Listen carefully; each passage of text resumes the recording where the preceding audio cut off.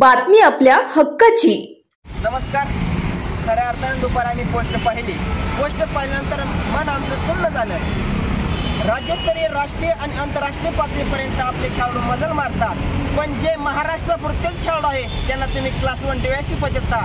पण राष्ट्रीय स्पर्धा आणि आंतरराष्ट्रीय स्पर्धांपर्यंत जाणं म्हणजे छाटछूट गोष्ट नाही। म्हणून म्हटलं जातं वर हरियाणा, पंजाब, दिल्ली, राजस्थान इकडचेच पैलवान का आंतरराष्ट्रीयपर्यंत जातात किंवा खेळाडू का आंतरराष्ट्रीयपर्यंत जातात? तिकडे फॅसिलिटी असतात, पण आपल्या महाराष्ट्राचे खेळाडू ऑलिम्पिकपर्यंत का जात नाही? पण ऑलिम्पिक राहू द्या, राष्ट्रीय Commonwealth, Asian championship, world championship अशा अनेक स्पर्धा आहेत। त्यात आपल्या महाराष्ट्राचा किती टक्का आहे वाटा?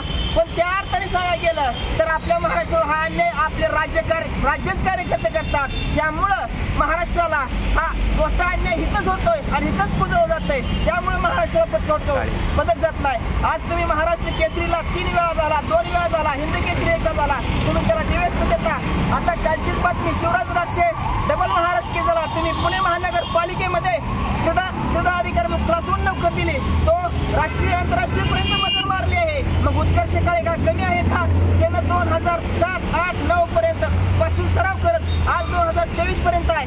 त्यानं आंतरराष्ट्रीय अनेक पदकाचा मानकर आहे, राष्ट्रीय तर सोडा आंतरराष्ट्रीय पदकाचा मानकर आहे, पण त्याला तुम्ही शिपाई केलं। असे कित्येक खेळाडू आहे सर्वसामान्य आज महाराष्ट्र शासनाने त्यांच्यावर गेले 4, 5, 6 वर्षापासून अन्याय करत आहे।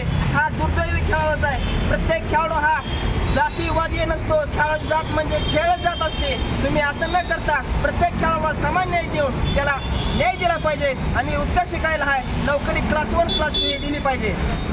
महाराष्ट्रामध्ये, पुरोगामी महाराष्ट्रामध्ये अशा गोष्टी होतात की एक आंतरराष्ट्रीय लेवलला खेळणारा खेळाडू उत्कर्ष काळे नावाचा व्यक्ती, ज्याला राज्य शासनानं क्लास 1 नोकरी देण्याऐवजी पोलीस शिपाईची नोकरी दिली, की आता मला वाटायले बोगस सर्टिफिकेट घेऊन या राज्यात देशात IAS ऑफिसर होतात, पण प्रामाणिक खेळून देशाचं नाव, राज्याचं नाव, गावाचं नाव देश पातळीवर गाजवणाऱ्या व्यक्तीला पोलीस शिपाई देतं, हे दुर्दैव आहे। मला असं वाटतं की या खेळामध्ये सुद्धा जातीवाद आला आहे का?